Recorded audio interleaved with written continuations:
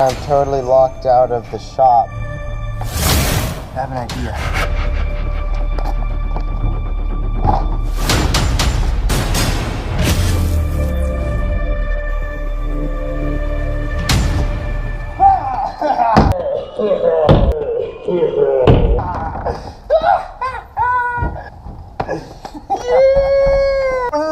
Yeah, it's because I did the alarm, huh? Right, because I knew. See? It's because I did the alarm. Knew he was coming out. Yeah, because my phone died. Bam! All right, guys. We'll see you guys on Monday.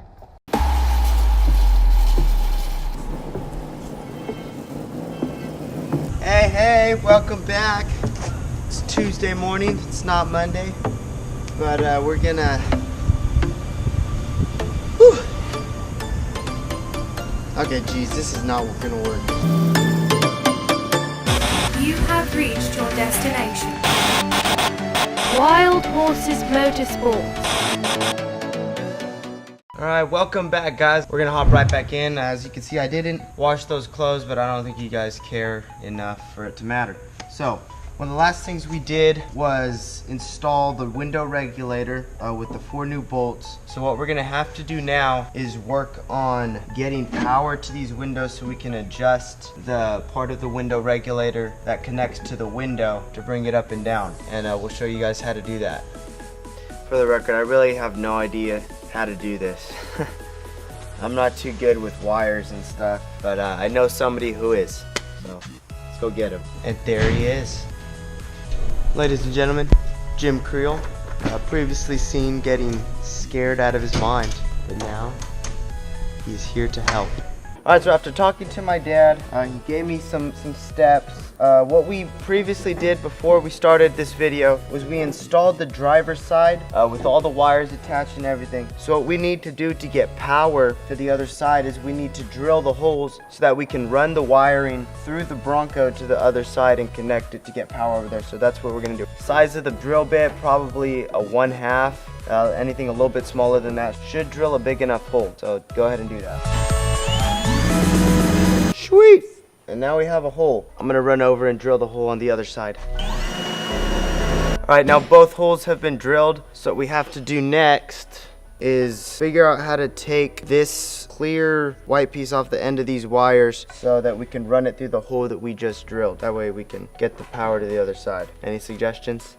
Ah, look at this. Careful examination of the Delphi connector would reveal that we must unsnap that. And then pull those out. Pretty convenient. It's that easy. Alright, we're gonna go back to installing it. Alright guys, so I just got hit with a ton of information off camera on what to do and how to do this, so we're just gonna keep going and keep pushing through, and you guys are gonna have your power windows installed by the end of the day. Alright, next step, here we go. Alright, so just to cap off, at this point we have drilled the hole and we have threaded the motor wire through this hole. So now what we need to do is we need to thread the red wire, which is the power motor, the 12 volt, the gray wire, which is a wire to power the lights for the switches, and the ground. We need to run all 3 of those wires through this hole, and so we're gonna go ahead and run the gray wire because that is the easiest one to do. So let's go ahead and do that. So there's your light wire. Go ahead and run your ground wire through. Make sure with all of these wires that you're gonna run through, you run them behind the window channel just so it's less likely to get caught in any of the motor stuff. Eventually all of the wires are going to be sitting in the front behind the window regulator, but just make sure you do that for now so you don't have to go back and redo anything.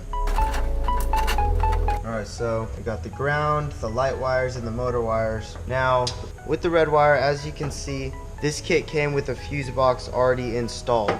So obviously you can't fit this through the hole that we drilled unless you want to drill a bigger hole. That's one option. I want to keep it kind of simple and do as little work as possible. So what I'm going to do is I'm going to go ahead and take this fuse box off so I can run the wire through the hole that we have. So to do that, you're gonna need a very small object. You're gonna want to stick it into the terminal or whatever that your long wire is connected to, and you're just gonna want to pry and push at the tabs that are in there. Once I get this out, I'll show you what the tabs look like so you can kind of get an idea. But you kind of just stick it in right there and push until you can see this thing come loose. Okay, maybe it's harder than it looks. Man, see, I did this before and it was way easier. Oh, alright, see, there we go. Alright, so these were the tabs that I'm talking about. Because you just pressed on them a lot, you're going to want to bend them back out. But those are the tabs. I don't know how well you can see them. And they're just sitting in there. And when this is all said and done, once it runs through, you're just going to want to stick it back in. So we're going to go ahead, set that aside, and run the wire through our hole. Excelente.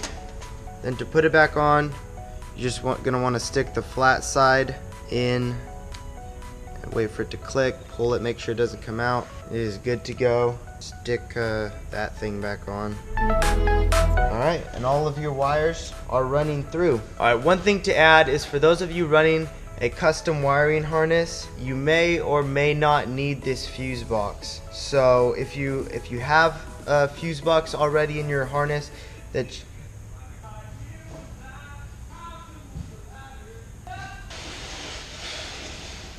one second.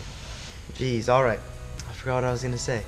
So what you can do is if you have that custom wiring harness is you can run your wire straight to that fuse. All you have to do is cut this off, re-expose the wires. You don't even have to worry about this. Just cut it right there, run it through, and then run it to your new fuse box that you already have. But that's if you have that. If not, don't worry about it. My Bronco's not that grand, so we're just gonna keep the fuse box and we're gonna roll with that. Alright, so what we need to do next, or what I need to do next, what I'm going to do next, is grab a battery. We're going to use the battery to power the windows so we can adjust the window regulator, so we can install these things into the glass channel so the window will move up and down.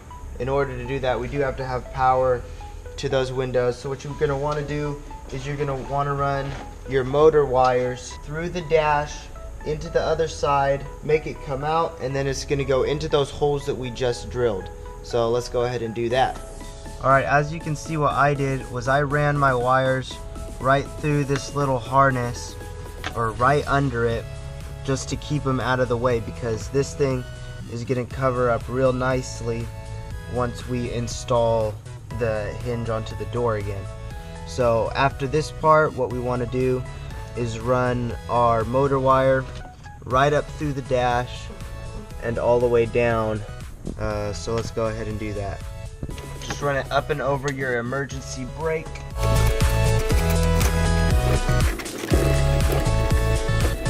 Alright, so now we've run it through the hinge, and this is where this thing comes through. You're just going to sneak these through, and then you're going to want to stick your white piece back on so you can connect it to the motor. So just run those through. Put your wires back into your connector. Alright, so now that you've attached your white connector to your wires, you just want to pull it back through. This is going to be one of the harder parts. You're going to want to feel your way around there with your fingers and just kind of find the spot that the connector should slide into. I can feel it. I'm so close. Oh. Oh. Oh! I did it! Alright. So, I don't know how to explain it, guys. One of the maybe the easier things that you could try doing is taking your regulator off, running the wire through and installing it from there so you could see easier. Just right in the door right here, just connecting it and replacing it. But I kind of had an idea of where it was supposed to go, so I ran it and I connected it, and that's good to go. Now we can put power to this window and adjust this regulator so that we can put the window channel on. So we're going to go ahead and do that. Alright, so now what we want to do is attach the positive and negative wires, which is our 12 volt and our ground, to this battery. I'm gonna use some vice grips to secure these to the battery. You can use whatever you have available, whether that is some zip ties or whatever you guys can find. Alright, so now those are both secured. Now we should have power. Let's grab our switches and let's try the driver's side. Check this out.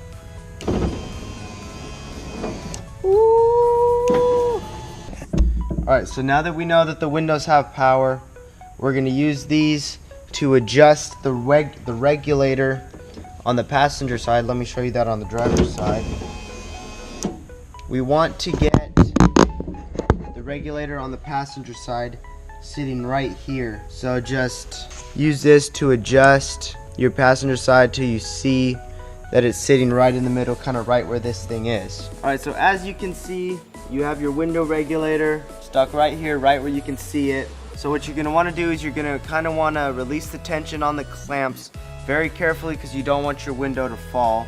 So let's do that. You can either stick your hand up or hold it from the top. I don't know how heavy this thing is. Alright, so you have the clamp off.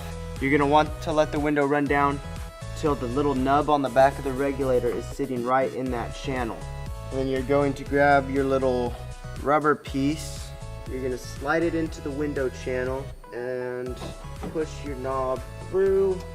Stick the little piece of silver on, and it should stick right like that. So let me demonstrate that with this old piece so you guys kind of get a better idea of how to install it. So you're going to want to take this squiggly piece off, and this little divot right here, that's going to go into the window channel, sitting like that. And then the little nub on the back of the regulator is going to go right in there. And then you have little divots on the other side where that the regulator nub sat in. And you're going to get your squiggly thing. I don't know what to call this, your clip. That's actually a pretty good name for it. You're going to get your clip. You're just going to slide it into those divots till it clicks in like that. And that'll keep your nub in there. So that's on. Now you can turn the windows up or down with your switches. Let's give that a test shot.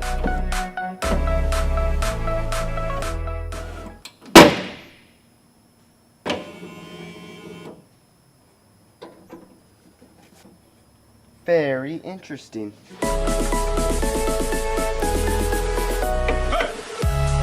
Alright, so as you can see, the window did roll up and down.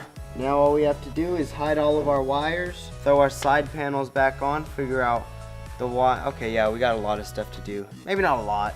It's just kind of like, whoa. But let's do it. Alrighty, so we're back to the driver's side. You have all of this extra motor wire for the driver's side. So what you want to do is you're just gonna kind of want to find like a halfway point and just wrap it up real nicely like so. And then just grab some zip ties or some tape or anything you have laying around and just wrap it up a little bit to keep it controlled and out of your way. Some of you guys may ask why there's a bunch of extra wire. My guess is maybe you wanted to run everything from the passenger side because it's closer to the battery or something. That's why you would run this wire under the dash instead of the passenger wire under. That's my guess. Maybe I'm not thinking straight. I don't know. We're good to go with that. Alright, so then to keep this out of the way, you're gonna want to tuck it as far back as possible. Now with these, you're just gonna want to run these behind the window channel up through here and just let them chill while you get the rest of the stuff out of the way. Alright, so that should all be good. As far as I can tell, no wires are going to get caught up.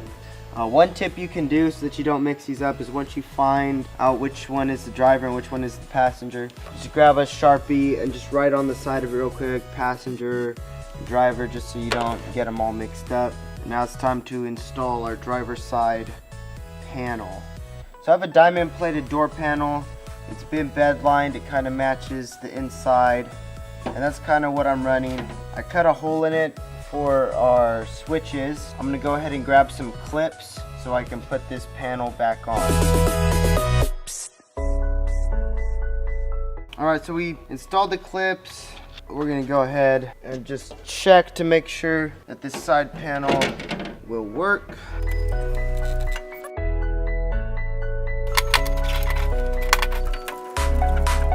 So there it is on. Doesn't look too bad. Just a little bit of green around here that I'll probably have to black out. Other than that, I think it looks fine. It is getting dark, so we're gonna try to wrap this up. That's one way to do it. Poke these guys through again. Ooh, and that looks clean. And there we go. How dope is that? We're gonna end the video for today. It's about closing time. And come back tomorrow and wrap this up and make it look all pretty. I'll see you guys tomorrow.